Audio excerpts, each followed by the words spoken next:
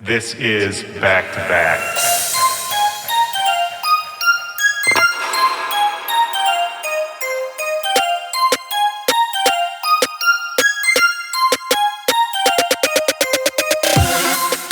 Yo, what's up, back-to-backers? This is Willy Joy. Welcome to the show. This is Back to Back. How's everybody doing? How was your week? It's almost Valentine's Day, one of my least favorite holidays. There's really no winning in Valentine's Day. I don't really think we need a day imposed on us that we're going to be nicer to the people we love than the rest of the days. It just seems weird.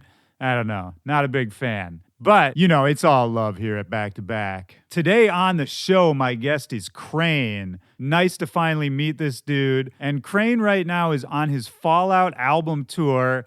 Big tour, his first headlining tour. Dates running all the way through April. I'm going to link to the album, to the tour dates, all of that in the description of this episode. He's got guys like Slumberjack and Alexander Lewis opening up. The album is great, and he's a busy dude. In March, he's putting out the Fallout Remix album. Then in April, he's putting out the next installment of his Sessions project, where he collaborates with fans and aspiring artists. Really cool concept. And we talk about all of this in the conversation you're about to hear, how that whole process works, putting the album together, what it's like to go on tour as a headliner for the first time. And if that's not enough, he's already started work on his next album. This is a hardworking guy. All of that coming up in just a second. Before we go there, I got to make sure you guys heard this from the last episode, because this is really exciting. Now there's a way where you can go hear all the music that we talk about on this show. People always used to complain to me that I didn't just put the music in the show itself.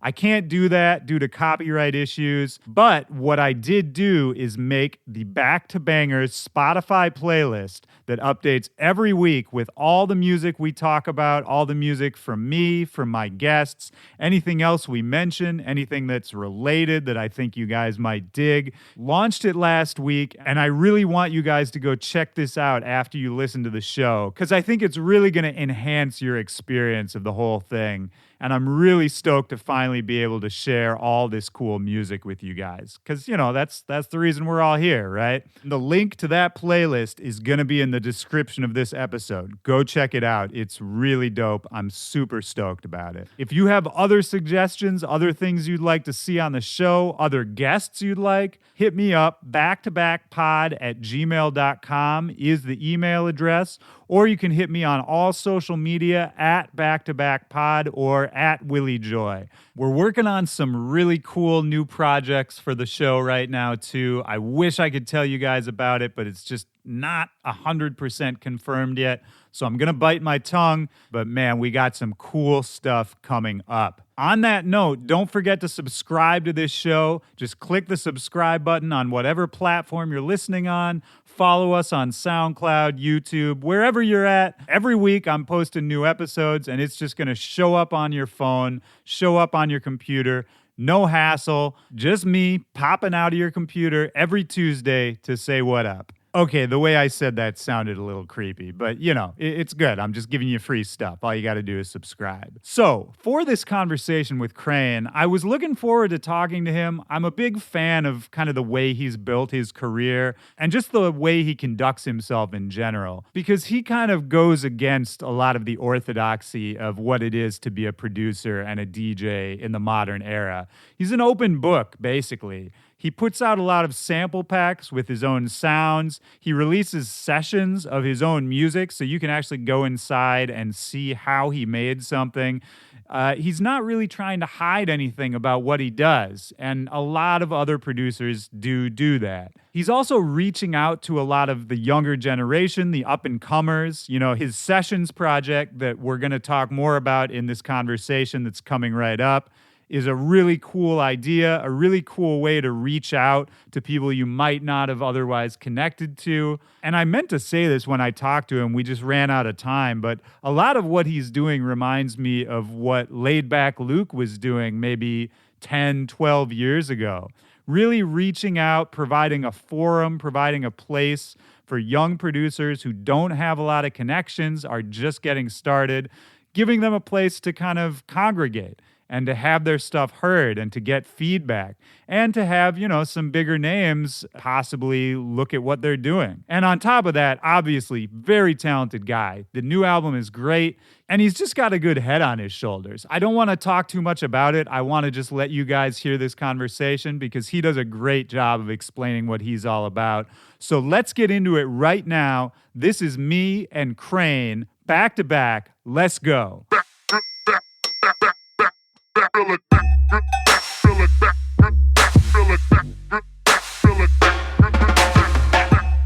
How are you doing, man? You're in the middle of a tour right now? Yeah, I'm good.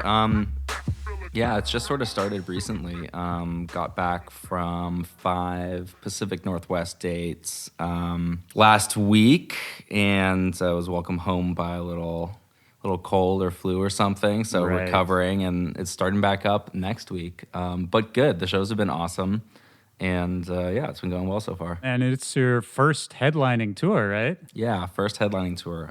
That's a big moment. Yeah, it's really it's a little nerve-wracking. It's exciting, but the shows have been, palpably different. It's been really interesting because I didn't know quite what to expect. I'm usually playing soft ticket nights, lots of DJs, or I'm playing support shows, and one, slightly tailoring my sets towards how I'm placed, and then second, the crowd largely, some people are coming out for me, but they're coming out for headliners, and so to do a headlining tour it's been really rewarding in just the short amount of time that the crowds come out primed to be excited for whatever you want to show them. They're there for you, night. That's got to feel good. Yeah, so it's been really cool. The excitement level and the receptiveness, especially to music that I'm playing that they have maybe never heard or don't expect to hear, has just been awesome. So it's been immediately pretty validating. So is that something you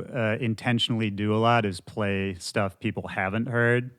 I mean, it's something I enjoy, so yeah, I do too. I intentionally do it, and I like to play tunes that I'm working on as well. That's the best test, right? Yeah, I've got a bunch that, and I'll go back, I'll take notes really quick on my phone or something, or send some random person, whoever's at the top of my text messages, these random just notes, snares sound shitty or something. And your mom looks at her phone at 1 a.m. Yeah. And I'll go back and just tweak it, and it's really cool. It's a great way to kind of test stuff out, but also I think it, especially informing the audience that's kind of what's going on, I think gets people excited. Yeah, I think so too, man, because I think in this day and age, there's sort of 2 schools of thought that have developed, one being that some people think that they should just play the anthems, play the hits.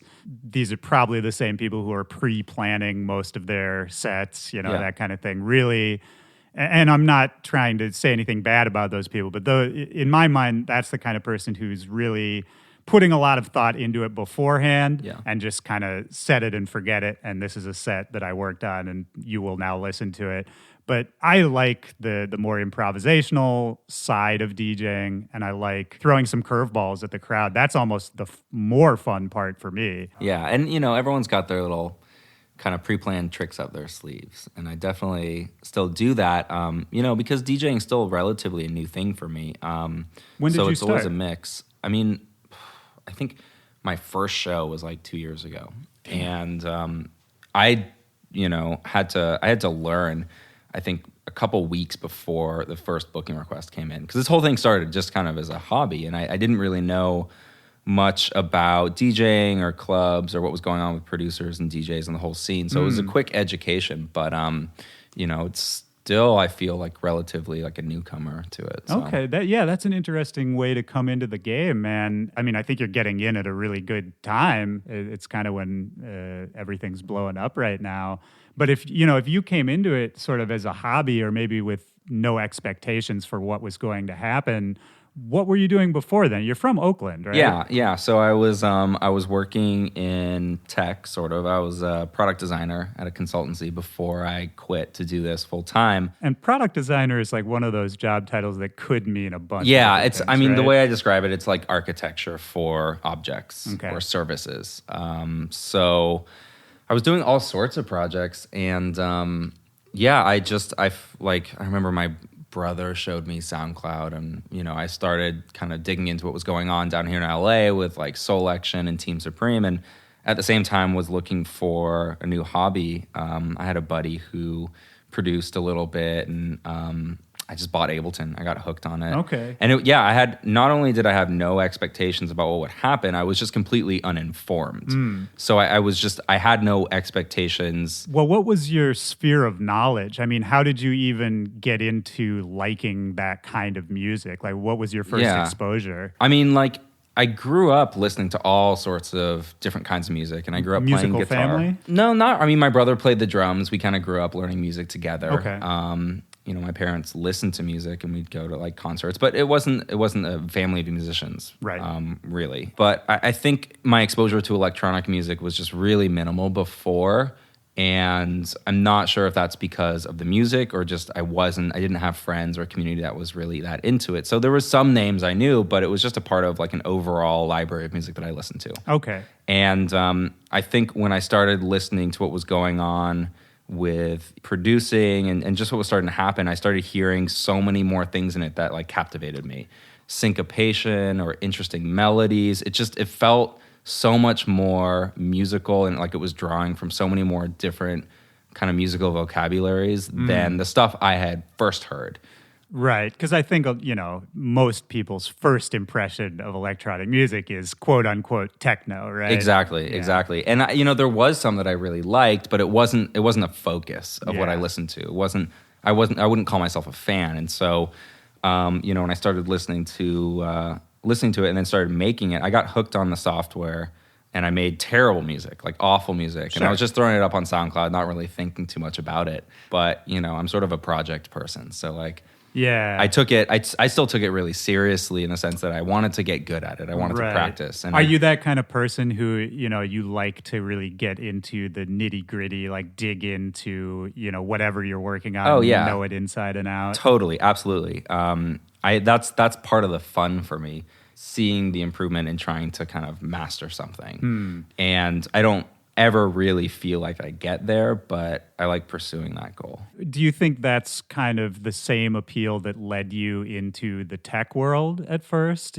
Just really like getting into the details of something? I'm not. I think what led me into the tech world or my previous career was not knowing what I wanted to do. Sure. And this previous job was an opportunity to still be creative, and I liked thinking about what other people wanted and trying to give them something that they, that worked for them, whatever the client or whatever the users are. And, but inevitably, I mean, like, it was a job, and I needed a job. And I needed a career, and I came from a family of people with careers. So there was some expectation there. Well, expectations I put on myself. Right. I mean, my family and my parents are always really supportive of whatever I wanted to do. Right. And I think my mom especially always really wanted me to do something creative because I grew up drawing and playing music and doing all these things, but I never dreamed of doing them professionally. I just kind of, there was a wall between like what was fun and what was for work.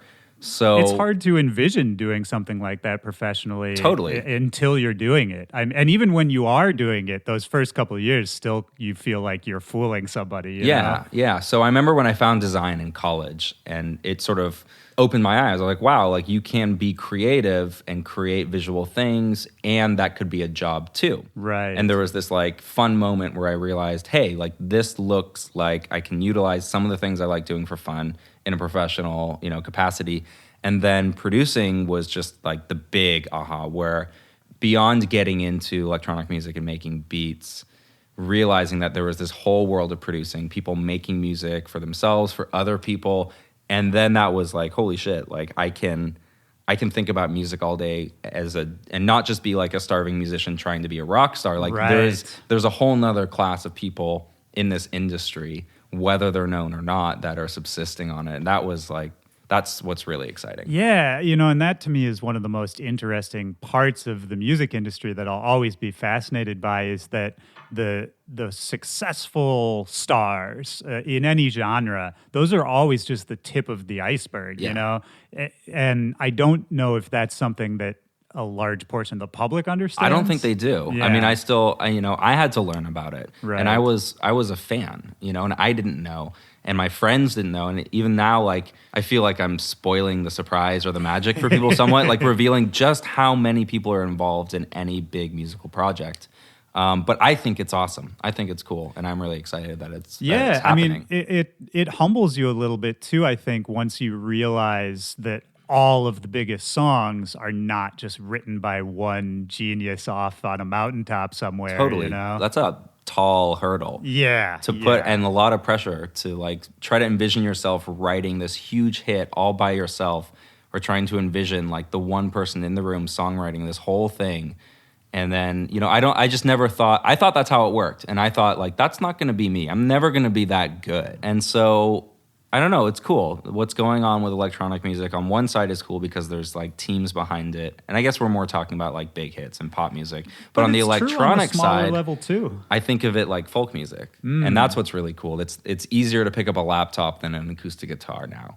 And, you know, 20, That's 30 really years ago, interesting. like, that was the easiest instrument to learn some chords and start recording. And folk music got really popular. And so that was, for a lot of people, a way to become a musician. I feel like now that's what the laptop and that's what Ableton That's and really the softwares interesting. have I done. never thought about it quite that way, that maybe the rise of electronic music, not that it hasn't risen before, but this is kind of a bigger bubble for it.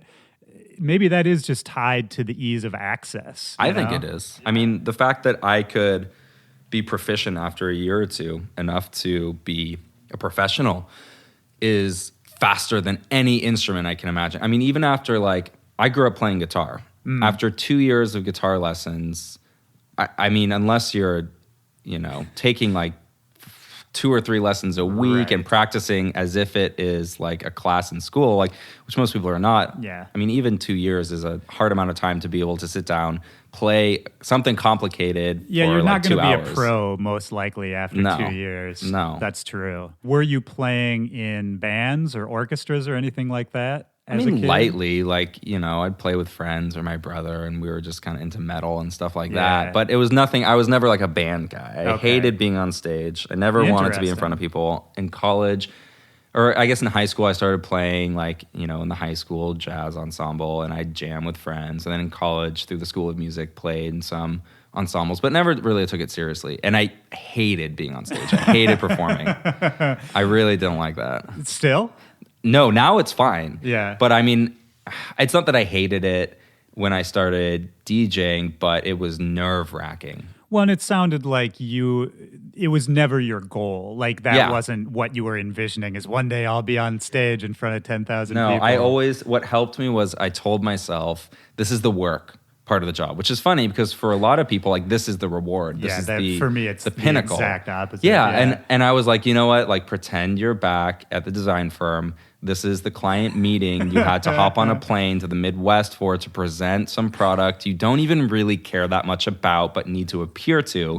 And like that was the work part of design. That was the part where I just got to put in the hours. Yeah. Well, I just like there's that old saying that if you get nervous, you're supposed to imagine just everybody naked. But for you, it would just that would be way everybody worse. in business suits. Yeah. I mean, just like, it was so funny because I had to do this mind trick where I pretended like I'm this adult career worker guy, and I'm just putting in the hours, I'm clocking in, clocking out, but like I'm on stage. So wait, what did it make you anxious to be on stage? What didn't you like about it? I mean, I don't want to try to psychoanalyze myself and say, well, why? I mean, it was just stage fright. Okay. It was just like being nervous, and I'm sure that's all rooted in like fear of being judged or harshly, or fear of failure, all these, whatever it is. I mean, stage fright, I think everyone has to contend with it for the most part, unless you're like one of these theater kids that just craves it. Well, and it sounds like if you're somebody who loves the technical side and loves to know everything, like it sounds like you like to be prepared for every situation. Somewhat, yeah. In some senses, and maybe that. Well, I'd like to be, but then I like won't prepare. So I used to DJ in Ableton. Okay. And I was always, before I switched to CDJs, I was deathly terrified of my computer crashing in the middle of a set. Yes. And after every show, I was like, oh man, thank God that didn't happen. Okay, what I'm going to do is I'm going to get some music on my phone, just make sure my phone's plugged in with the 1/8 inch into the mixer, just in case it crashes. I can let people know I'm rebooting, but there's not silence. Right. And like, I never did it. You're right. Oh, no, of course. I used to travel with 2 computers Yeah. just in case one of them broke on stage. It was the stupidest thing ever. Every time I told people this plan, they're like, dude, that's such a great idea. Yeah. And I was like, yeah, isn't this such a great idea? But I never did it. Right. And and my computer did crash a couple times. Those are weird. Was it really bad when it happened? It was pretty bad. Yeah. But switching to CDJs that feels a lot nicer. But anyway, I got over the stage fright. I remember like really early when I started producing, I met up with Miha and we worked a little bit and hung out. This was probably like 2 years ago. So back before I was really performing much. And I remember, because at that time she was, performing in front of huge crowds and doing this very regularly. And she said to me, it took me like, I forget how long she said. She was like, I was terrified for about a year or 2. So that's what it's gonna be. Yeah. And that really stuck with me. And sure enough, like now I don't get stage fright really. I get nervous sometimes. But it's not the same. Sure, of course. Did it flip? Like, do you look forward to it now? Or is yeah, totally. I do. And like stage fright can just ruin your sure. like 6 hours before a show, just getting butterflies. I'm really trying to not think about it. But the takeaway and the lesson is for me with this whole thing, whether it's switching to producing or overcoming stage fright, is just anything can become normal. That's really true. That's really true. And that's not just in music. That's, I think, just a general life thing that I've learned Absolutely. too. Because I think of myself as a slow learner, and I am one of those people who tends to be like set in their ways. Change doesn't come easily to me. Yeah. So there have definitely been those moments where I would see somebody doing something on stage or do something in the studio, use a certain production technique. And in my mind, my first thought is always, well, I can't do that. Yeah. That's for them. That's not for me. Totally. And then over the years, it's just repetition. It's practice. Well, it teaches you not to make decisions based on like fear and anxiety. Right. Because whether you're shifting careers or you're getting on stage for the first time, thinking this is what you should be doing, but then it doesn't feel right away, that's okay. Right. Because your motivation for doing it was, I'm going to try to make my life better. I'm going to try to be happier. And it's supposed to be painful sometimes. And if you can remember and like point back to these other experiences where it was painful and felt wrong, and then realize that once you got used to it, then you actually really liked it, that's when you should choose to evaluate whether, like, should I be a DJ? Should I be a producer? Well, once the stage fright's gone and the anxiety is gone, it feels great. Yeah. Now, if it didn't, then I'd be like, okay, well, cool. Now I don't want to do it anymore. Right. Either way, you learn. Yeah. And I think keeping it new and keeping it fresh and always trying to progress what we're doing, that's just part of being an artist too. Yeah. If you just keep doing the same thing for 10 years, even if people come to see you, at a certain point, you're not going to get any new listeners and you're going to probably just get bored, even if you're comfortable. Let's go back a little because you said you were at school. What were you studying there? The degree was in industrial design. Yeah, it was like a combination of industrial design and what's called interaction design. I mean, it's basically thinking about products or services and going through a design process to make them more usable, more accessible. Yeah. There's all sorts of applications. Correct me if I'm wrong, but my impression is that could be anything from, the design of a water bottle to the design of a giant factory. To the design of how someone would get admitted to a hospital. Mm-hmm. Actually, one of my favorite projects was working on the LA County voting system. Oh, really? So that was a long project. And what were you doing? I'm just interested on Yeah, no, totally. LA County was, nothing on the market worked for the polling centers or the polling stations in LA. It's just so big and it's so unique as a county that we were brought in to do this huge project that started with nothing, just go out and research and understand how all these populations want to vote, all the way to having the final product, the interface, the engineering of it. So it's a big group, lots of different disciplines, but like that's a great example. Yeah, no, that kind of work is fascinating to me. And it makes sense, kind of going back to what we were saying earlier of the community aspect of music too. That once you get into it, you realize that it's a lot more collaborative than it seems. I can definitely that like see behind the appeal. every song is like an army of people making decisions, and that's what design did. I looked at it and I was like, I'm looking at your microphone, and every single thing on the microphone, there's a person or group of people making choices about it.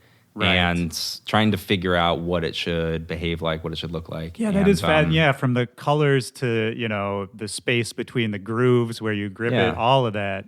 But I mean, again, like, it's cool to talk about, but when I was doing it, I wasn't really fulfilled because the music thing came up, and then I realized, oh my God, there's something better I could be doing. And then it was like, no matter how cool the project was or whatever, there was just this nagging thought in the back of my head of like, what if I was doing music? Which came first, the appreciation for the style of music that you maybe weren't aware of, or was the appeal of just producing in general kind of what made you look into the music more seriously? Both in a way. I mean, like, I think it starts off with, hearing the music, but then immediately wanting to recreate it. I mean, like, as a musician, as someone that's grown up playing music, if I heard some song or some album came out, it was like, first thing was like pick up the guitar and try to play it. So it was simultaneous. And then the more I was producing, the more I started branching out and moved from, pretty chill kind of hip hop beats to EDM and dance music and more aggressive electronic music. Right.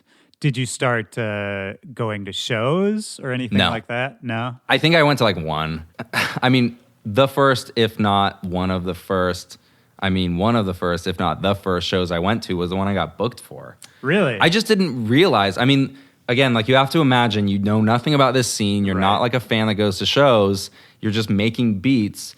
And then someone emails you saying like, hey, do you want to DJ at this club? Right. And the last time you saw a DJ was at a bar mitzvah. Well, I love this. And you're like, what do you mean DJ? Yeah. Like, I produce beats. I don't DJ. No, I love this whole story that you're painting right now, because you were just talking about looking at the design of the microphone and thinking about how it's built. And I'm envisioning you doing the same thing to a piece of music. Yeah. And just thinking about it in that sense, and not at all thinking about what I think maybe a lot of people do when they get into it, which is, the hits and the people and the scene and the clubs. Yeah, totally. I didn't care, and I still don't care that much about that part of it, or at least I'm just not very educated in it. But so what happened when you got booked for the show and you showed up? Like, how did you even conceptualize playing a set without having the club experience? Well, I had to like call up a buddy, the same one that I knew produced a little bit, who I slept on a sofa last night, and was like, hey, I got like booked for this thing. I don't want to do it, but I like do this thing where it's like jumping into a cold pool or running into the ocean, or for me, buying like plane tickets. I have to like turn my brain off and just do it, because I know rationally when I get there, it'll be fun or be an experience, but I can think of a million reasons to not do it, like being lazy. I'm very much the same way. Yeah, so I remember I got this email, and I was like, I'm not going to think about it. This is just a funny, weird life experience, and if I say yes, whatever. If I say no, I'll just wonder what it was like. So I remember just being like, yeah, totally, and pretending like I knew what this person wanted. Right. So I called up a buddy, and I was like, hey, I just got booked in like 3 weeks to like play a set. I have no idea what they want or what to do. What is a set? Yeah. And he had an APC that he had used, because I knew he had like DJ'd for some friends or something like that. And I was like, okay, I got to figure this out. And I just watched some YouTube tutorials. I played such a bad set. I'd never touched a mixer. Oh, so I had man. no idea. I mean, when you look down at these things, it's just like a grid of knobs. Yeah, it's like an alien. Yeah. And I think my whole set was like probably half the volume it was supposed to be. Yeah. Because I was like, I didn't know how to turn it up to the right volume. Right. And logically, if you've never seen a mixer before, it would be almost rude to put the volume all the way totally. up. And I'm like, I think there's probably someone working sound somewhere. He's going to take care of this. Right. And like, how do I plug everything in? When do I go up and plug it in? All these questions were just like... Were there people at the show? There were some people. I think, so the headliners of the show, I remember it was King Henry of Team Supreme. Oh, yeah. Shout out Henry, man. And then I think it was either Esta of Soul Action. He might have been there as well, or it was might have been like Bleep Bloop or someone kind of like bass music. Oh, okay. But I remember like playing my set, getting off, and then like whoever was next got on. It was like twice the volume. Yeah. But I was just, like the whole set lasted like 30 seconds in my mind because I was so terrified. Yeah. And I had some friends that came and I got off and we just kind of laughed about it. And then they like handed me $200. Sure. And I was just like in awe. Yeah. I was like, I just got $200 for like this. Right. And so I started playing sets like, outside of work and stuff like that and getting paid like $20. Were you getting booked just off of your SoundCloud? Yeah, basically? exactly. It was just people wanted support acts. I was Only really in the Bay Area because I was Okay. local, I was cheap. And I did that a few times and just kept like learning more about it. It started picking up. So were your productions early on? You said they didn't sound so good, but No. you were throwing them up there. Yeah. Were they good at that point, or were you No. just okay? Well, I mean, I have a million complaints about my music. Of course, we all do. Yeah. If you ask me, is your music good right now? I'm like, You're right. not really. I don't know. Ask someone else. which is how I think you should always be. you Yeah. know? I mean, it's just through the process of making it. Once in a while, I'll make a song, and if I don't spend too long on it, I really like it. But, you know, to get the level of polish now that I want out of my music, I mean, you play me like any song a million times and I'll hate it. Of course. And it's very easy. It's a competitive space that we're in, right? So it's very easy to really think you've done something cool, and then you hear something somebody else did, and instantly Yeah. you hate what you did. you Or know? it's just like part of the production process is like, I love it. And then towards the end, you're just focused on making the little detail sound as good as possible. And that can kind of make you hate a song. Because you're no Right. longer like adding to it or being creative in a way. You're mixing and mastering. And Yeah. Is that part less fun for you? I mean, I enjoy that part. It's fulfilling, but it will, can often make you hate the song itself. But I like the process. Right. And I love doing it for other people. Right. And that seems like it's become a pretty big part of what you're bringing to the table and what you're interested in, is that the process and the collaboration Totally. and the community. How did that come about? I mean, it's interesting talking that this only started in 2 years ago. And, so we're kind of talking about micro time right now. Yeah. But for you, you're putting things out on SoundCloud, you're getting a few local bookings, getting some drink money. How did that evolve? It sounds like it must have been pretty quick to the point where more people than just the Bay Area started taking notice. I mean, it didn't feel quick. Well, so like timeline wise, 2 years ago was when I quit my job and started this full time. Okay. 3 years ago is when I kind of started messing around with Ableton, Okay. maybe 4 years ago, but like not just as a hobby on the side. Yeah. So that first booking was probably like 3 years ago. And, that year while I still had a job and, maybe there'd be like one booking every couple months or something. I wasn't really taken too seriously. It didn't hit me till probably like 2.5 years ago, like 6 months before I quit, that like, whoa, hey, I could maybe do this full time. So was there a moment? no, it was a gradual build. I mean, I love those stories, and I think people love those stories, that there's this moment where suddenly you just skyrocket, because it's like winning the lottery. I Right. mean, we all want to dream of that moment, and I kind of hope that moment still happens. Sure. But I know that for every one of those moments, everyone else worked at it for a long time and built every gradual success like on the last one. Yeah. And that's what it's been like for me, is just like this slow build. Yeah. Almost to the point where like, because I'm not suddenly propelled into the spotlight or everything's different, it all feels normal. Well, and what I really like about your rise to the point that you're at now is that, like you said, I think it's been gradual and it's been steady, but it's also been kind of in your own way. Just as an outside observer watching it happen, it seemed like it was never reliant on a big cosign or a big label or, some external force push it. Like, it seemed very authentic. It seemed like you made music with people that you liked. Mm-hmm. You kind of built a peer community around yourself and just did it the way you wanted to do it. It looked fun and independent. I liked all of that. Yeah. I mean, look, who wouldn't want a big cosign? And if any of you No, big of artists out there are listening, We are accepting cosign Yeah. applications. yeah, but I don't think it's required, and I don't think it's something you can necessarily strategize or plan for too much. And in Right. the meantime, it's got to be fun. Like, people Yeah. ask me all the time about like getting started and what should they do and what should they make music and how do they get more exposure and all these things.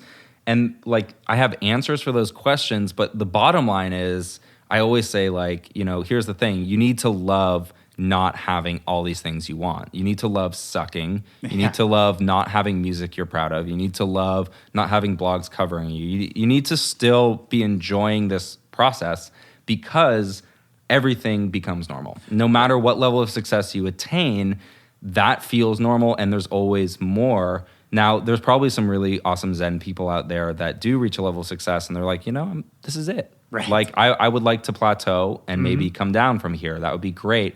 But I think the fact of the matter is, I'd always tell myself, I remember when I started, I was like, oh man, when I have 60,000 followers, like, oh wow, I've made it on SoundCloud. I'm going to start charging for my music and cashing in on this, and it's 60 comes around and you realize, well, I had 50, a few weeks ago, and this just feels normal now. Right. So it's like you need to be unhappy and unsatisfied and be comfortable with that feeling, because that doesn't go away. Well, and the process and the work, in a way, has to be the reward, right? I mean, that, to me, that's always the goal, is not so much that in a year I'm going to have X number of followers or X number of dollars or whatever it is.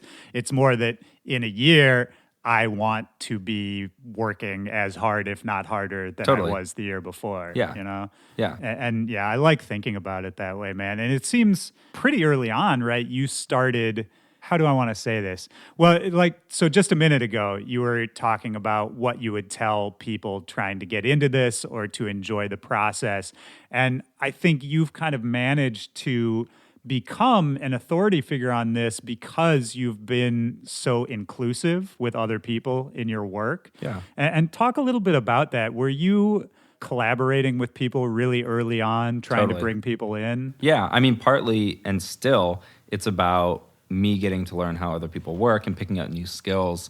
But mostly I'm like an extroverted person. I like working with other people, even just online or remotely. It still feels social.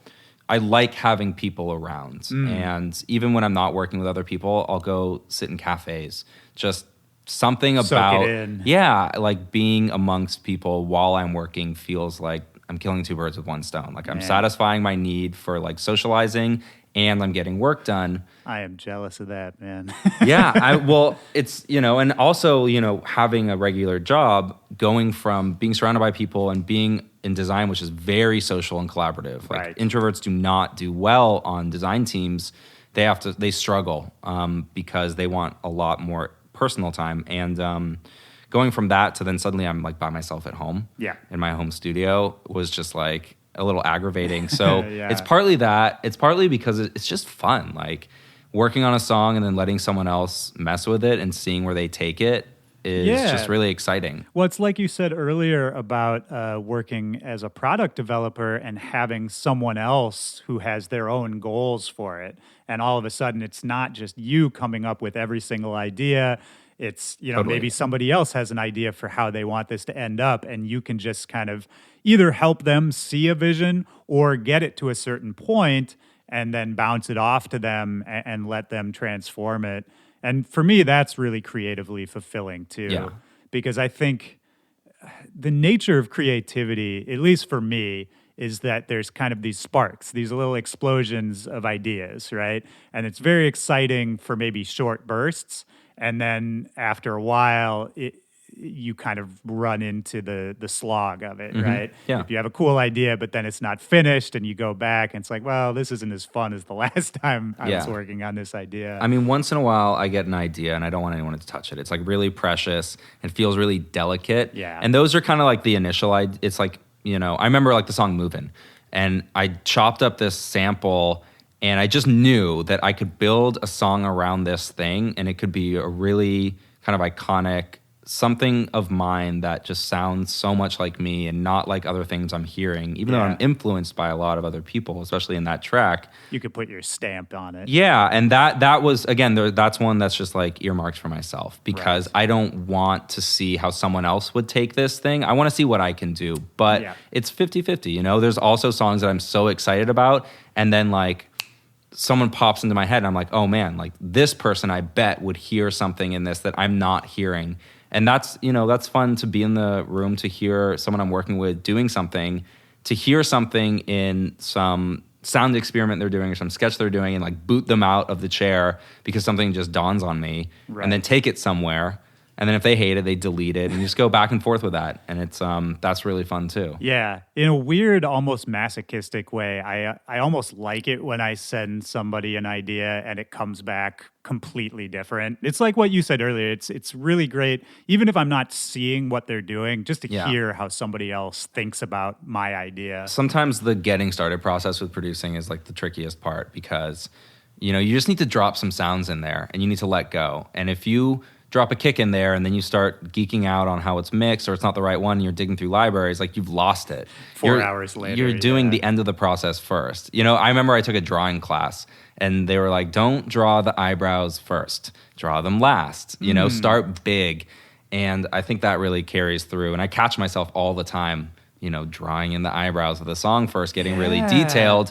And then it's like, well, where does this fit? Yeah, that's a great way to think about it. Because if you think about, you know, people who are really good at drawing or that sort of thing, if you ever see, you know, the sketches, the early drawings, it's all very crude outline. You know, it looks like just a little oval, basically. And it really isn't until the final steps that you're like, oh, holy shit, this is an amazing picture of somebody's face or whatever it is. Yeah.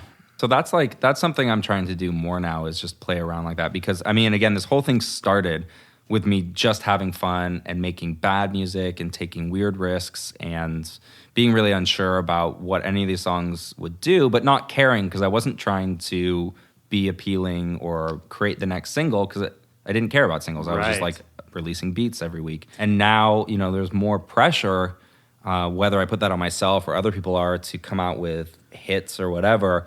And so that can really infect your creative process because you sit down and you're like, if this isn't great, then it's throwaway and it's a waste of time. You're only but as good as your last hit, that's right? That's not how it works. Yeah, you need to sit toxic. down and just have fun. Yeah. And the good music will come from that being the process. Well, and it's, I think, after you put out a lot of music, obviously you've just dropped the Fallout album, which is a cohesive body of work. That's right. Available on Spotify and iTunes and streaming on my SoundCloud. And Fallout tour happening now with Alexander Lewis and Mern and Slumberjack.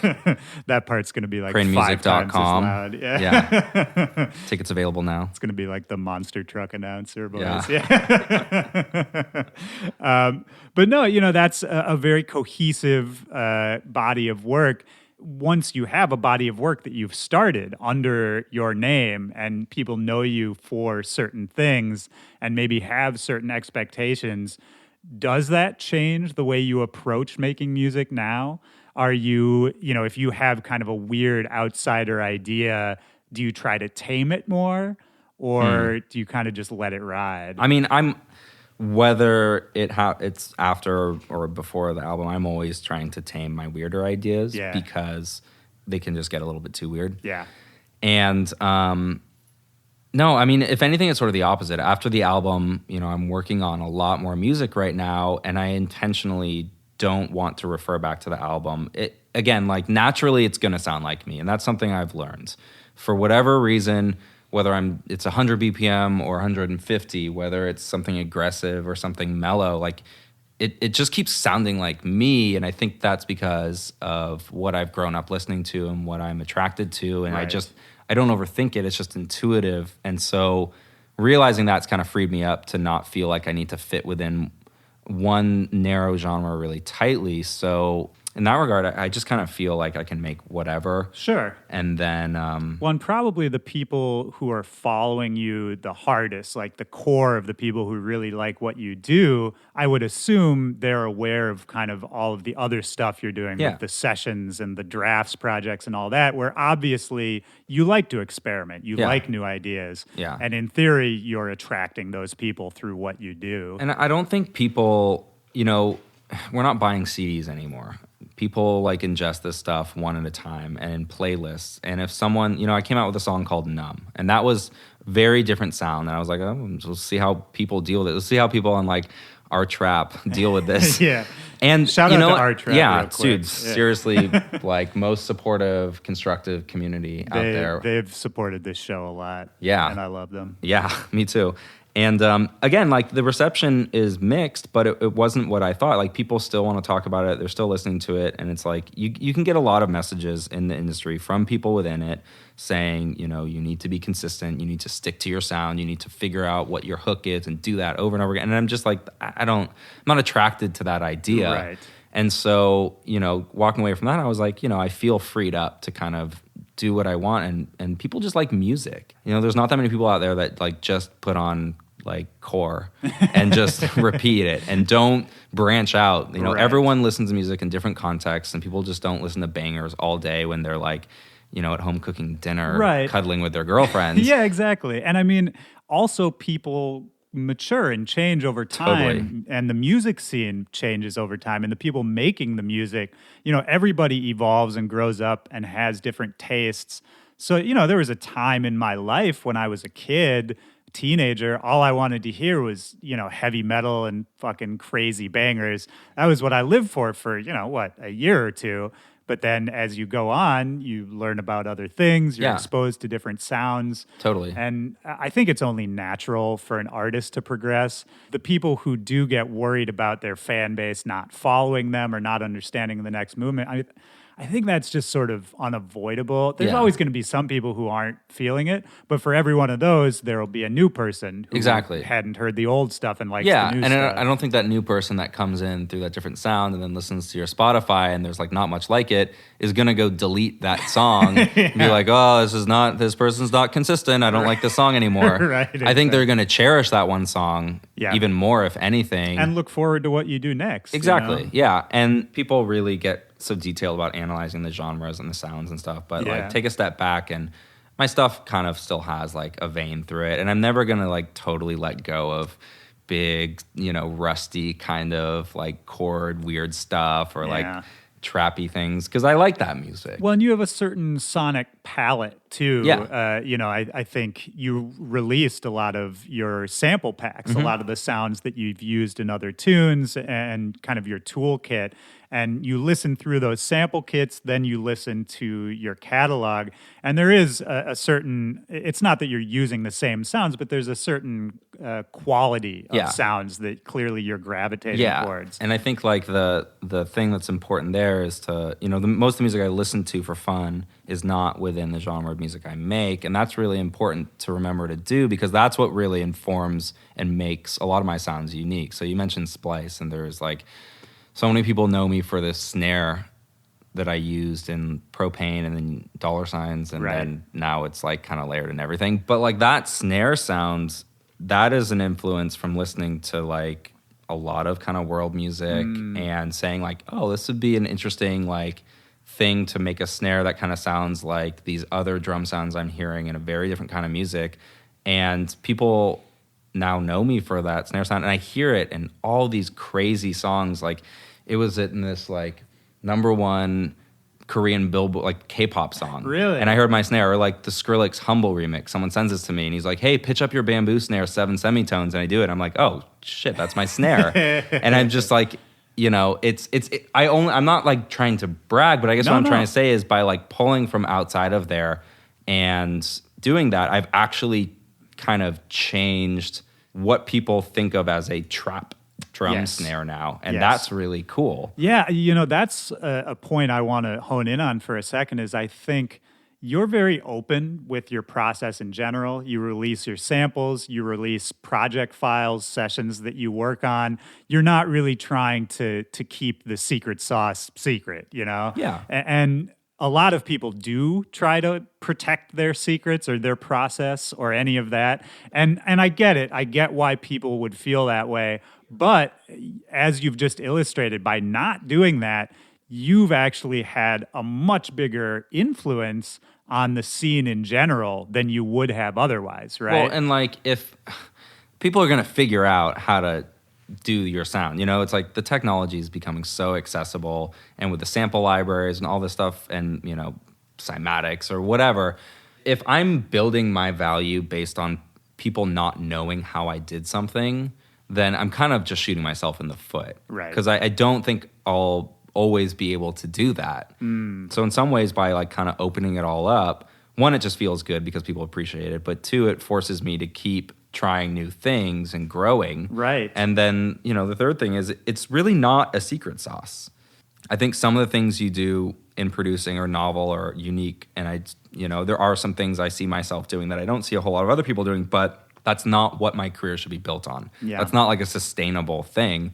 If you can just download a few splice packs, but put together an amazing song, like that songwriting part and that arranging part is, I think, so much more valuable. Yeah, I think you're right. And I think by opening everything up and sort of making the decision that a lot of producers didn't make, not only was that a way for you to sort of stand out from the crowd a little bit, but I think you've been able to just using openness and sort of like a good human value has actually helped your career, I think. Making yourself into an open book and just sort of a stop for younger producers to talk to about advice or to see how somebody who's been doing it for a few years is doing it. Totally. I think that only helps what you do. You well, know? I enjoy that. And it's like, you should do the job that I you wasn't enjoy. saying it was calculated. Well, no, I mean, there's obviously like rewards, like you're saying, in it for,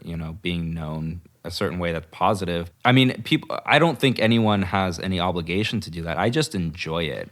And I enjoy talking to people about this stuff and showing them how I do things and seeing what other people do. Whether it's in music or anything, like you should get known for the thing that you want to keep being asked to do. Right. I remember when I worked in design, there were certain talents I had that I intentionally didn't want people to know about, like video editing or something, because I didn't want people asking me to do video editing. And if you're in a company and someone finds out you're a fast video editor, you're going to get asked to do that job more and more. So just don't do it. Right. So like, I love talking to people about this stuff. And, whether it's an educational capacity or just for fun or like chatting with someone outside of a show. Sure. Like that to me that's some of the like most fun stuff to talk about. Yeah. That's why I'm a producer. Well, just very briefly, because I'm sure you've talked about this a million times over, but for anyone listening who might not know, talk about what your sessions project is, Sure. and your drafts project. Sessions basically is I have a submission period. I open up this inbox. I think it's Krane Sessions at Gmail. Anyone can send any kind of music in that they're working on. And they're all just, I encourage people to send rough ideas, rough things. And then I go through, I pick, a handful of tracks that I know what to do with or I have confidence in or I'm really attracted to. It's very idiosyncratic. It's not a contest. Right. Just and whatever then, catches your ear. Yeah. And then I collaborate with those people on those songs and then we release them together. And ideally, incidentally, a lot of these people are, producers, bedroom producers, very small followings. So my hope is that by making the song with them, releasing it with them, they get, more exposure than they would get finishing the song and self-releasing it on their own.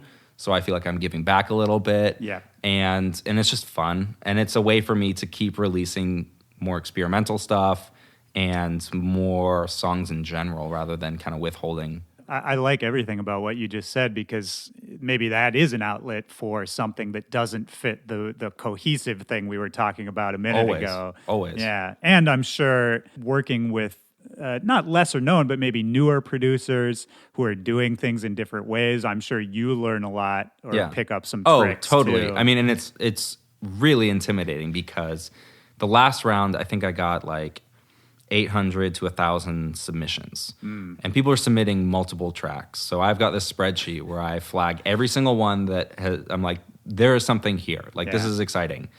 And it was like, I think there was like 80 or 90 songs. And you step back and you're like, these are 80 or 90 kids that just happen to know me. Right. So there's lots more of them who don't know me, who have at this moment music that I would be proud to have made. And you realize, and then a large percentage of these kids could fill my shoes. Right.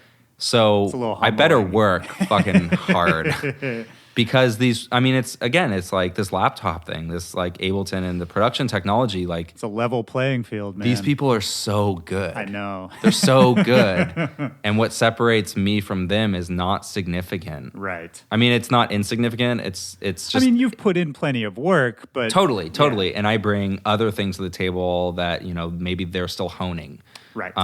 But it's not just about who can write a cool song, because there are so many, it's overwhelming. And then I pick 5 of those, and it's like painstaking. Of course. To whittle it down, but this time I'm hopefully this week finishing them, but it like got kind of bloated. Now it's like 8. I think I have 8 of them. Usually it's like 4 or 5. Well, and you seem like you're pretty prolific. Like you seem like you work pretty fast. Yes. Yeah. Too fast. Really? I'm working on slowing down. Interesting. I have the opposite problem. How were you always fast? I learned to be fast because I had a job and I had to be. And I always had limits to how much time I had in front of Ableton, because I would work on the bus. I'd wake up before work and do some work. After work, before dinner, after dinner, before bed, where I couldn't stay up all night because I had to wake up for a job. So I always sat down and had time limits. And I think this is something that's really valuable, is like put yourself in situations where you don't have just unlimited time. Yeah. You've got 2 hours, and you're going to feel shitty if you walk away from those 2 hours and you didn't at least get one idea out that you want to come back to later. Right. And so that was, again, that song Movin', that initial idea was on a 30-minute bus ride. Right. And I just happened to drop this sample in and start pitching it and chopping it and playing with it. And I was like, oh man, like this is my next favorite song that I've done. Right. I heard this podcast on the Hidden Brain about deep work the other day. And it was like all about this idea that don't check your phone, don't check your email. Every time you distract yourself, you pay. You pay for it, and whatever you're working on, especially with music, is going to suffer. And there's a tax, to all those things, because I like that when idea. you have 100% attention on it, you're going to do better work. And with music, that's really important. And then the other thing was like setting time limits. Just sit down.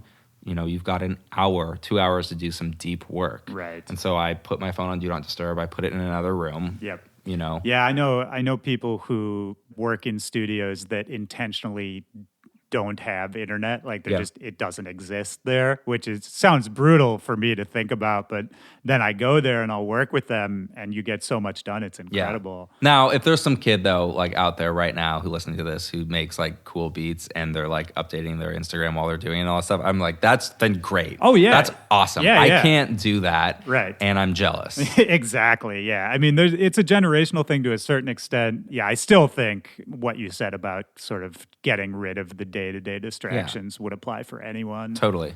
And so for you, working on these sessions projects, you're kind of building a community around what you're doing, releasing more and more music. At a certain point, you've released a bunch of songs that have done really well. You've gone on some tours with some other artists. Did you, when you left your job to start doing music full time, was that an exciting moment? Was that a scary moment? How do you feel about it looking back? It was awesome. Yeah. I mean, it was scary up until the moment. I was trying to figure out, am I going to be financially okay? Like, how am I going to measure while I'm doing okay? Setting this idea of like a limit, again, like a deadline. If I'm not feeling more optimistic or making X dollars in this next year, then I'm going to go get another job. And it was a lot of pressure because, my life, the cost of my life grew with my salary. And I had like a normal salary for a designer who'd been doing it for some years. So it was Oakland's like I had to figure out, how am I going to make this shift? Yeah. And then as soon as I did it, though, it was awesome. But I'm someone I compartmentalize things pretty easily. Like if I remember in college or high school or whatever, if I had a test, I'd cram for it and I'd feel all this pressure. And if I walked in and I just bombed, I didn't walk out beating myself up. I walked out feeling this huge sigh of relief because I was going to fail that test no matter what. Right. And now I don't have to think about it. Yeah, you can move on. Yeah, until I see the grade later, or until I have some later consequence of not doing well in school. Right. But for now, I feel great. I'm going to go party or something. Yeah. So that's how it felt for music. You could kind of just close the chapter on the job part of your life. It took about a year, 6 months to a year, for that pressure to sink back in and to feel like the anxiety of, oh man, I really want this to work. Yeah. But for the first 6 months, it was just fun. Was there ever a question in that first 6 months, a year of maybe this won't work? I don't know if that question ever goes away. Well, of course. Maybe if I make enough money that I feel like I could live off of the dividends of it if it were invested. I don't know.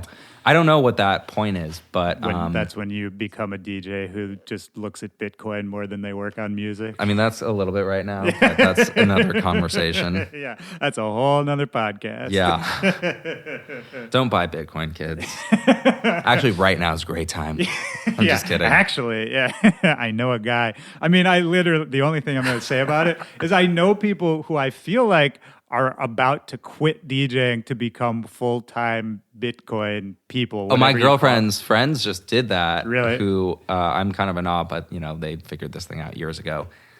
What was your question? I don't have a question. Oh, yeah. No, I just kind of want to know, leading up to the idea to do an album, which I think is an interesting choice at this point in your career, because I think maybe the more traditional route to go in the position that you were in pre-album would just be to sort of keep doing this string of hot singles, keep hopping from tour to tour, that sort of thing. And I thought it was a cool choice to make an album. And I guess I'm just wondering for you, how did you decide that would be the way you wanted to put this music out rather than sort of a string of singles or an EP on a big label or what, Yeah, it was an experiment. I didn't know why I was doing it. Originally, it was just a couple singles, and I thought, okay, a little EP. These sound like in the family of each other, and I kind of want to blow the sound out a little bit more. And then it grew, and then the EP became like, is this still an EP? And then it just turned into an album over the course of a few months. Yeah, there wasn't a ton of forethought except, well, let's do this and find out why we did it afterwards. And I'm really glad. It was a lot of fun. And I think the reception was better than I expected. You put it out independendly, right? We partnered with Dim Mak to do it. Oh, you did? Okay. Yeah, so we were kind realize. of going back and forth and talking with a few different labels, and wound up going with them because everything, for the most part, had been self-released. And we knew, again, it was an experiment. I knew what that would look like. Right. And so it was about learning from it. And if it's a failure and we learn a ton, that's still awesome. Yeah. And then go back to Doesn't seem like a singles. failure to me, man. Yeah, and so I don't know. I think it's something that I will try to do semi-regularly because people appreciated that I put a lot of time and energy into creating a package and a story and different songs that feel like they're in the family together. Right. And I think regardless of what I said earlier and what a lot of people think, that everyone just listens to singles and skips to the drop and then to the next one, and all your songs are just singles and playlists, so it doesn't matter. I don't think that's 100% true. I think that is true somewhat, but because of that, people still appreciate a project and to listen to something from beginning to end. And so I was pleasantly surprised at how much attention people gave the album versus just the standout singles on it. Right. Well, and I think the overall package that you put together was really good. I mean, you did all the artwork, right? So this was actually the first time where I hired this guy in the Philippines I found on Instagram named Polyganatic to do the 3D rendering, because I had this idea for this scene and I wanted to execute, and I do 2D stuff mostly, and I didn't think I could do it myself, nor did I really want to spend the time while I was trying to rap these songs to do it. I wanted this to get out fast, and I partnered with him, and he did an awesome job.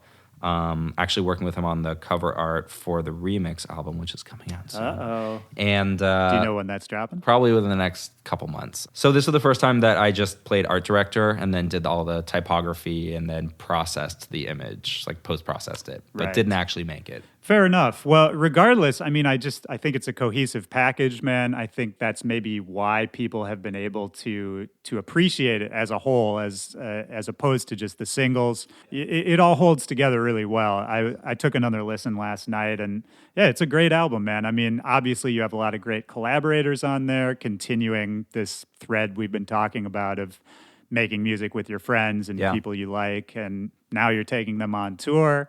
Yeah, some of them. And you got a long tour ahead, right? Oh, yeah. I don't remember how many dates. I'm not going to think about that right now. A lot of plane rides. Well, a lot of airline miles. Yeah. At least it sounds like you're ready for it now, man. You can just enjoy the ride, right? Totally. Is there anything else we haven't covered that you want to talk about? Anything you want to shout out? I think I'd be remiss if I didn't shout out the tour just once again. We put together a bunch of dates. The sets and the shows are...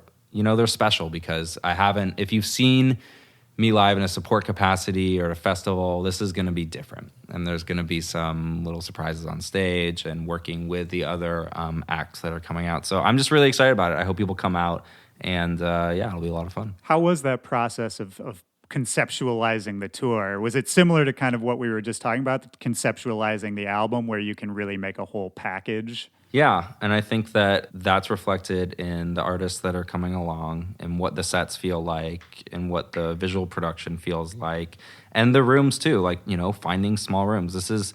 I'm not trying to fill like 1,000, 2,000 capacity rooms or huge theaters. Like there's small rooms. And I like that though. Yeah, and as a result, like the energy is really high. It's I'm there to like say hi to people and hang out, and I think it feels like we're all kind of there together, I guess. Yeah, man. Well, I like that. I think that throughout this whole conversation, you seem like a really authentic guy. I like that everything you've been doing has kind of just been what seems to be an extension of your personality.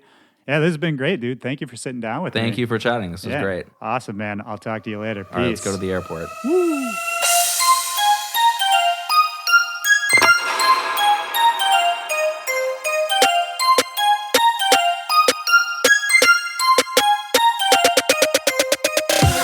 All right, that's the show. I want to thank Krane so much for sitting down with me. Good to meet you.